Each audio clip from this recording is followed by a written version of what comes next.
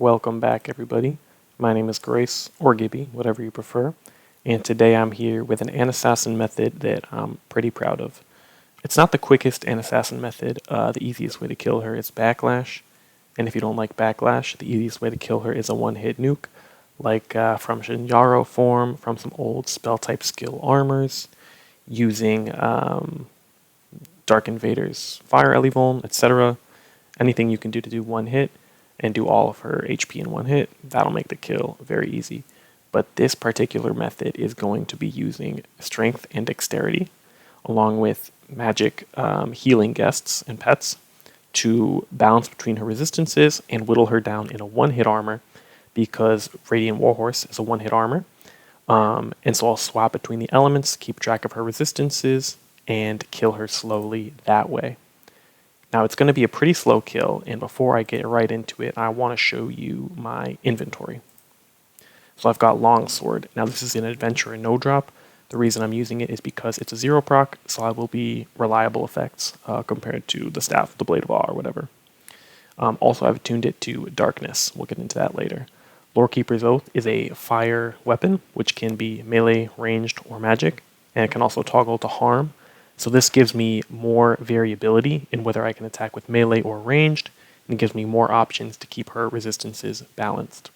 Waterlogged Tome is a ranged 100 proc that has a 20 proc special, but only has one hit on both versions, so it'll always do one hit, and again, I'll be able to keep track of her resistances in an expected way.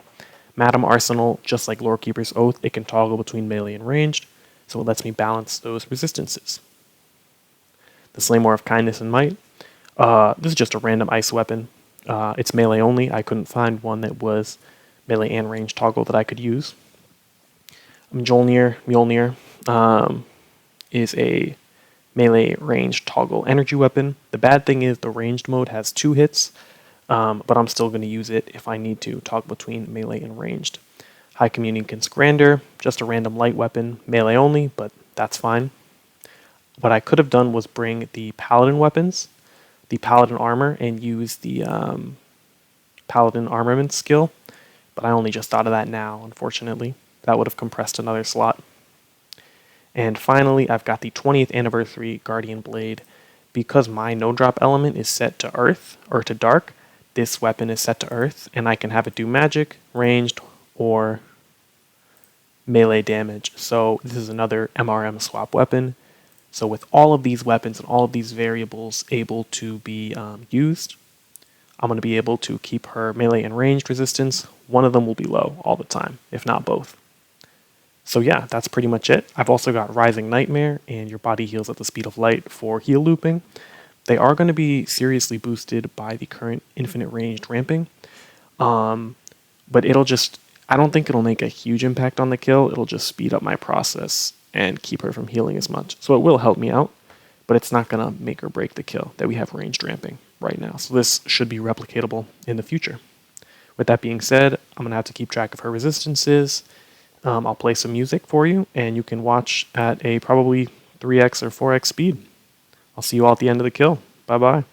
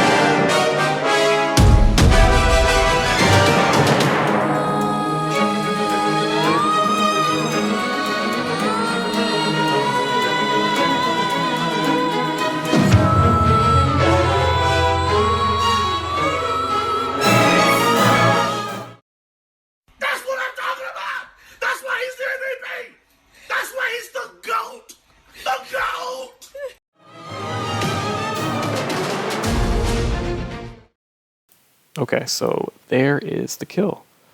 All in all, it went pretty smooth. You could see by those heals I was getting, the ranged ramping definitely made my kill a lot easier. Let's see, 100 turns, about 450% ranged ramping. But again, it wasn't like I wouldn't be able to heal up without it, because Rising Nightmare and your body heals with the speed of light scale off enemy resistance, and this boss lets you manipulate her resistances. I was always going to be getting fat heals, even without the 400% damage modifier. But it did make it faster, which I appreciate, given that it was an 100-turn battle. The reason I'll just address a couple of things. The reason I used a Dark Mist instead of a Light Mist, her light attack does a lot more damage, even though the other one Ellie seeks, just because it takes the Ellie seeking penalty. But the reason I use the Dark Mist anyways is because she heals based off the damage it does, so reducing that damage. Although I take more damage, she heals less. So in my playing this boss, I've found that it's a little more effective, saves time. I didn't end up toggling many of the weapons to ranged. There were two main reasons. One, my healing spells were range damage, so that made her ranged MRM go up and her melee MRM go down. So I didn't need the ranged weapons as much as I thought I would. Without ranged ramping, I definitely would. Again, because I would have to cast more healing spells, and anyways, I would without ramping. But I didn't need them. I thought it was kind of a cool setup to have all these swapping weapons, but turned out they weren't useful. Still cool though. The other reason I didn't use the ranged weapons is actually because of ramping. In a previous kill, I was using the waterlogged tome bow, and it got the 20 proc, and it hit her for 2k, and it just backlashed me to 0 because of the ramping. So the ramping actually was more dangerous than helpful in this fight. That's why I was safing up to full HP pretty often. Another thing, I took away the Twilly and Fairy Godmother because for two reasons. One, when her resistances are maxed out, they get a little weird. So when her magic was exactly at 150, the melee and ranged, they increase faster, I've noticed. Maybe it's just a skill issue, but I didn't want it to be all the way at 150 for the whole fight. And secondly, I had Lucretia's Regeneration Potion, which is a magic healing hit, and so that was counting as one magic hit. So I would attack with a melee or ranged weapon once, and then get one magic hit immediately after, so it kind of balanced itself out 1-to-1. And again, because I had the OP healing, it didn't really slow down my regeneration very much. If I had to optimize this, if I had pay-to-win boosters that didn't do backlash, I would use those. But Anger Lenorm and Essence of Carnage do backlash, so that would have kind of ruined the kill. Also, I killed her with Guardian Dragon. I kind of forgot this weapon could do that, but that was kind of fun. Fun way to spice up the kill at the end. I'm glad I didn't proc a ton, though, because that would have made it less legit. But yeah, definitely not the quickest, most efficient way to kill an assassin. But I like seeing, a boss has a lot of mechanics. It can cheese you in a lot of ways. And I like challenging myself to follow all those mechanics and see if I can beat them in a standard way rather than going around them, like backlash or harm damage, stuff like that. But yeah, very challenging boss, very cool mechanic. The resistance change and the MRM swap scale with missing health, so the lower health she is, the more they change to account for your hits, which is cool. I would love to see more missing health mechanics other than lifesteal effects like zombies or True Horror Nightbane, stuff like that. They do their lifesteal effect more when they're low HP. But more interesting stuff like this, I like that. Yeah, very cool boss. Again, I like this method because it's very straightforward and it follows all her mechanics. I'm healing from the backlash, I'm switching weapons and attack types when needed. Yeah, so it was fun for me. I hope you guys enjoyed this showcase, and maybe you'll use some of these weapons on a hybrid in your own time so you can compress some more slots. Who knows? Thanks for watching. Have a great day. Spread some peace and love. Take good care of yourself, and I'll see you all later. Bye-bye.